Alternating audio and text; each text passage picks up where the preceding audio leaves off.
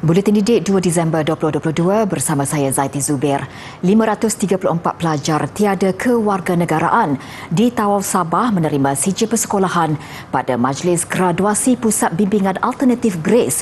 Kesemua pelajar terdiri daripada tahun 1 hingga tingkatan 5 itu melakukan pengajian di pusat berkenaan yang merupakan satu-satunya pusat seumpamanya yang berdaftar di negara ini. Pusat bimbingan berkenaan ditubuhkan pada 2010 dengan hanya 20 pelajar, kini meningkat kepada 534 pelajar.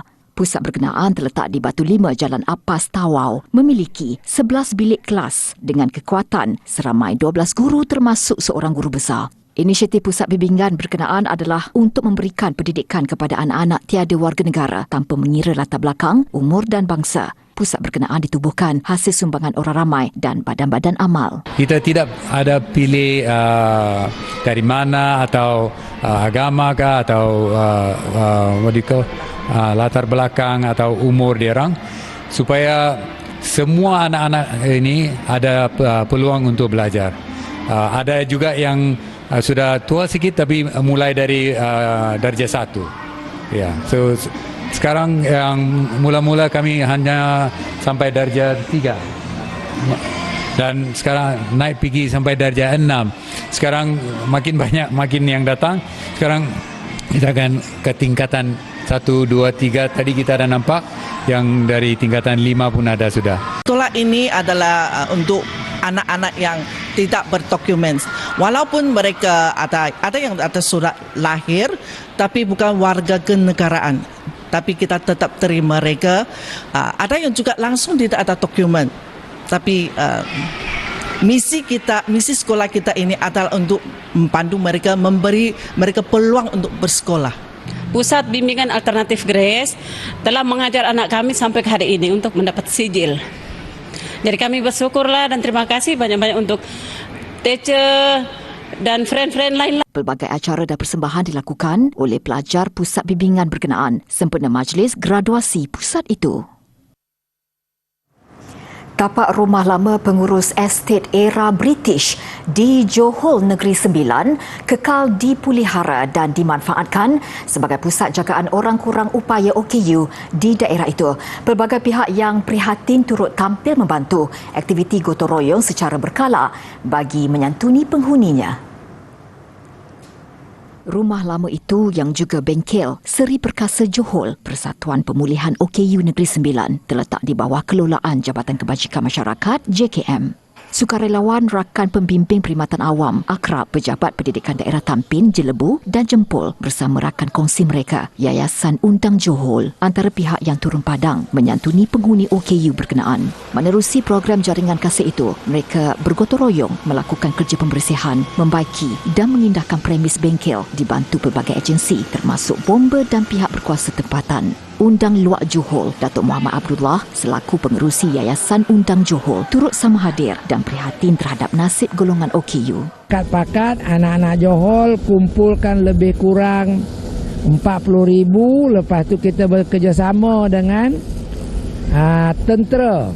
Pengerusi akrab daerah Tampin, Muhammad Faris Dullah berkata, inisiatif itu yang pertama bagi pihaknya yang sebelum ini fokus kepada aktiviti pendidikan. Kita ziarah guru-guru atau AKP yang sakit. Jadi untuk yang sesuatu kelainan yang kita nak buat tahun ni, inilah kita nak buat program jalinan kasih inilah. Para penghuni ternyata amat gembira apabila disantuni dengan aktiviti menarik yang dapat menghibur dan menggembirakan mereka. Program menceriakan penghuni-penghuni ini tadi dengan menaikkan semangat dia, memberikan dia sesuatulah makna yang dia orang tu betul-betul disantuni.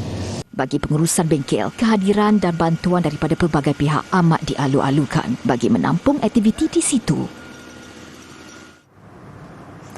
Selama 8 tahun menyumbang bakti di Sekolah Kebangsaan SK Kuala Sungai, Gua Musang, air mata guru besar Cik Hasim Cik Seman tumpah apabila melihat penghargaan daripada penduduk khususnya golongan ibu bapa. Penghargaan itu terzahir pada Majlis Persaraan Guru Besar Cik Hasim Cik Seman yang diadakan di SK Kuala Sungai Selasa lalu dan dimeriahkan dengan kehadiran ibu bapa serta penduduk setempat. Biarpun terpaksa menempuh perjalanan lebih 4 jam dari kediamannya di Kota Baru ke Kampung Kuala Sungai, namun ia bukanlah satu halangan untuknya mencurahkan ilmu kepada murid-murid sejak tahun 2014. SK Kuala Sungai yang mempunyai 118 murid merupakan sekolah di kawasan pedalaman. Untuk sampai, kita perlu merentasi laluan ladang sawit yang tidak berturap sepanjang 25 km dari simpang Ladang Serasa, Gua Musang. Menurut Cik Hasim, beliau mula bertugas di SK Kuala Sungai pada September 2014 selepas memulakan kerjaya sebagai pendidik pada tahun 1985. Sepanjang tempoh saya bertugas di sini, memanglah kawasan pedalaman ini penuh dengan cabaran, tapi kita sudah pun bersedia dari awal demi meneruskan tugas kita sebagai pendidik. Walaupun kita ditugaskan di kawasan mana pun, jiwa kita, matlamat kita sebagai seorang guru untuk mendidik, untuk memajukan anak bangsa ini tetap terpahat di hati. Bagi penduduk Kampung Kuala Sungai, Siti Mariam Yahya, 41 tahun, ketiadaan Cikgu Cik Hasim sedikit sebanyak mengundang sebab kerana sepanjang 8 tahun berkhidmat, 4 anaknya menimba ilmu di sekolah berkenaan. Ucapkan terima kasih kepada Tuan Guru Besar Sekolah Kebangsaan Kuala Sungai kerana sudi mengajar anak-anak saya. Berapa tahun? Selama 8 tahun berada di SK Kuala Sungai ini. Saya tidak dapat menggambarkan betapa sedihnya saya apabila seorang guru ingin meninggalkan sekolah ini. Oleh itu saya mengucapkan terima kasih banyak-banyaklah kepada Tuan Guru Besar Cik Hasim bin Cik Seman.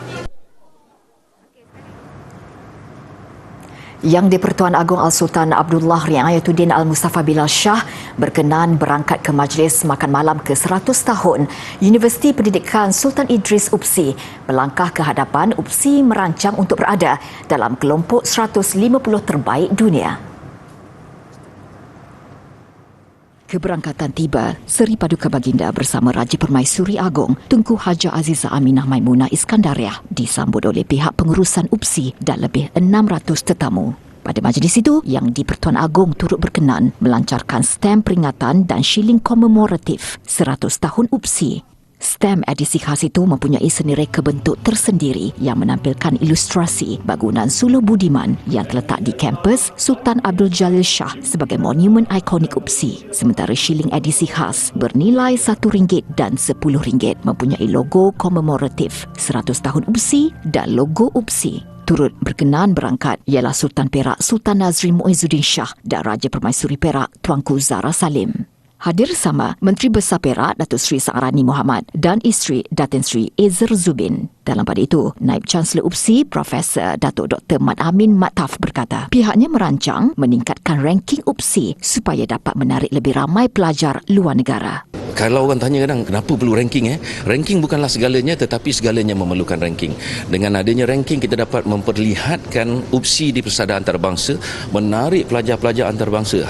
UPSI ditubuhkan pada tahun 1922 bermula sebagai Sultan Idris Training College SITC sebelum ditukar kepada Maktab Perguruan Sultan Idris MPSI pada tahun 1957 dan Institut Perguruan Sultan Idris IPSI pada tahun 1987 sebelum dinaik taraf ke UPSI pada tahun 1997.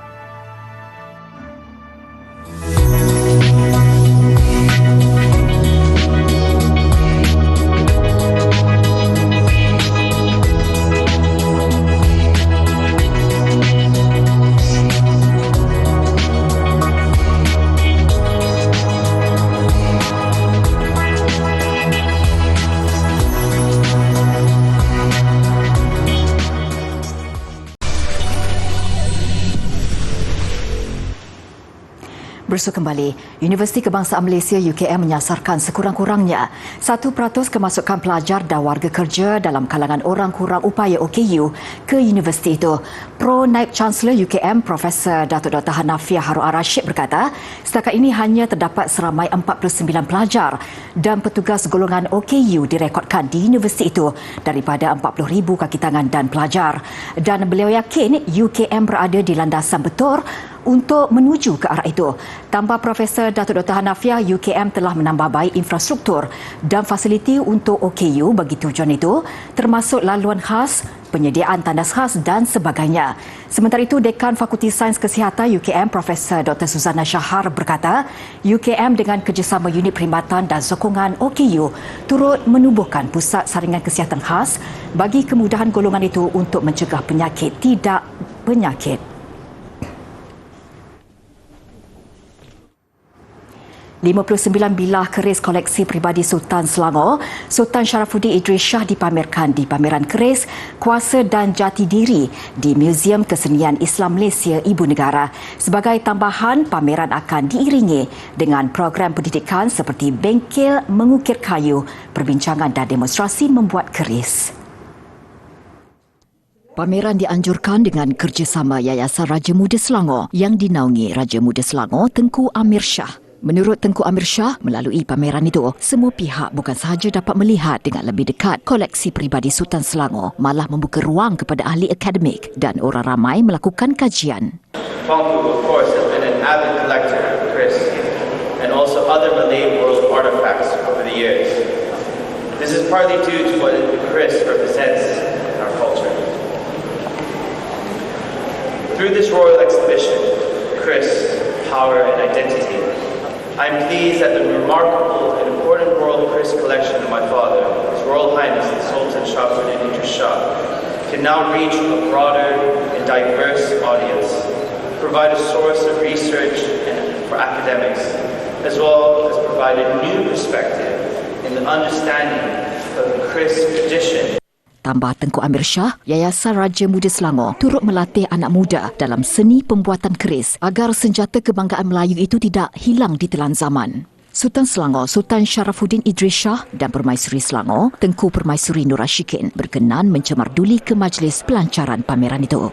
Pameran berlangsung sehingga 13 Mac depan dan turut mempamerkan artifak-artifak Melayu koleksi peribadi Sultan Sharafuddin Idris Shah. Pameran mengandungi 6 bahagian iaitu dunia Melayu dan sejarah keris, kesenian keris, warisan bersama, simbol kedaulatan, pengaruh agama Islam dan kesinambungan legasi. Termasuk 59 bilah keris koleksi peribadi Sultan Selangor, Sultan Sharafuddin Idris Shah. Terdapat 35 lagi bilah keris lain turut dipamerkan dalam pameran itu.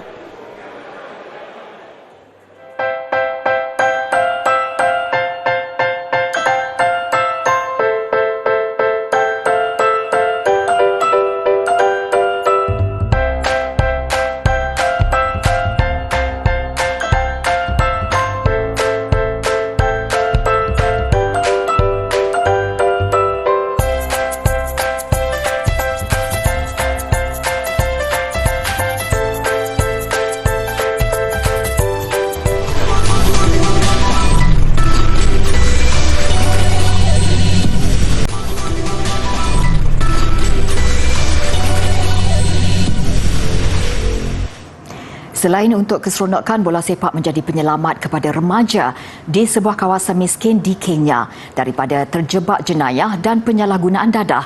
Diasaskan sejak 2019 hingga kini, seramai 1,000 remaja di Kibera, pinggir Nairobi terbabit dalam Liga Bola Sepak Komuniti. Antara mereka termasuk bekas penjenayah Elijah Wambua. Sebelum menyertai liga itu, Wambua kerap menakutkan penduduk Nairobi dengan kegiatan rompak. Namun selepas kehilangan beberapa orang rakan, dia mula menukar haluan hidupnya. Football is everything to me. If not for football, for now I could be dead or in jail. I use football for living. It has made me to be a person in my community and a useful person in my area. Berusia 33 tahun, Wambua turut menjadi mentor kepada golongan muda di dalam komunitinya. Ini membantu mereka meninggalkan kehidupan sebagai penjenayah dan pada masa sama mengasah kemahiran mereka dalam bola sepak dengan harapan mampu memberikan kehidupan yang lebih baik di masa depan. Pengasas Liga Interbase, Eric Juma, berharap pada masa depan Liga itu akan mempunyai division untuk kanak-kanak dan wanita. Tambah melegakannya apabila ada di antara pasukan itu mempunyai sehingga 50 pemain. Sebagai tanda sokongan, pemain bertanding akan membeli jersey untuk pasukan mereka sendiri. Beberapa peminat turut menghulurkan derma bagi menjayakan Liga Bola Sepak Komuniti itu. A lot of people are being killed in our society and football was the only uniting factor which could unite as a one family.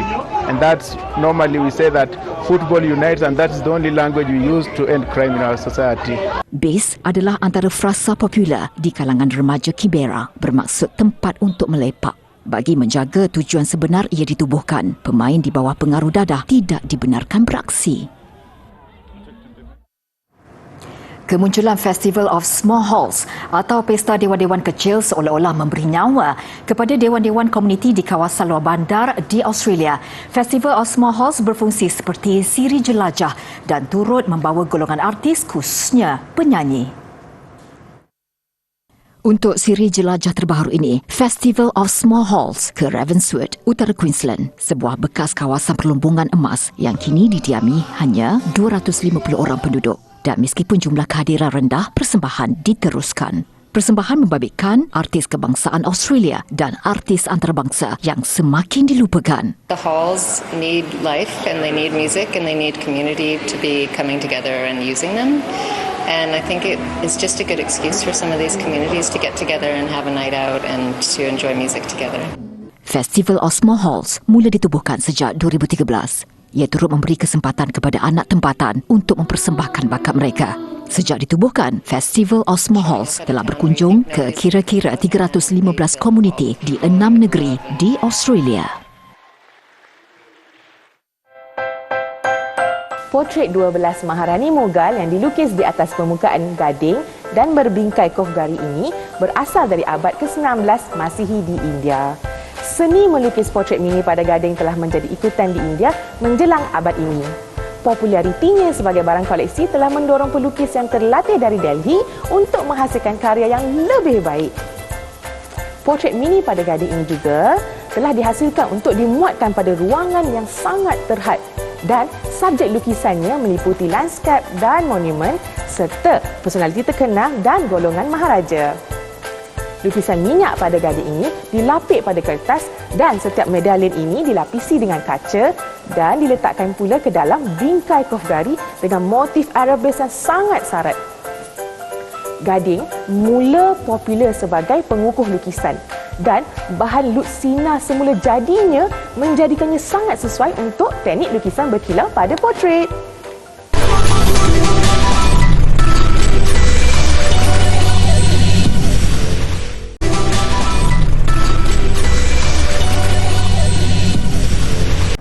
Visual pelbagai rumah mini dan miniatur disediakan sebuah kedai di New York City sebagai persiapan untuk jualan sempena Christmas mengakhiri Buletin Didik malam ini. Saya Zaiti Zubair, salam hormat.